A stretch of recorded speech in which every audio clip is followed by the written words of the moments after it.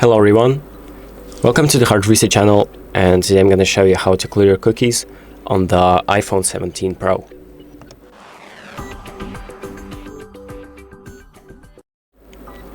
So the first thing that we're going to do is open up the settings on our phone.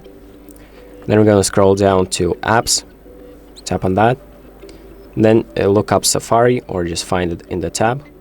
There we go. And then scroll down and press the clear history and website data button. And here you can select the time frame where you want to clear the history. So the last hour of using Safari, today and yesterday, all history of using Safari. You can also select whether you want to close all the tabs in Safari or not.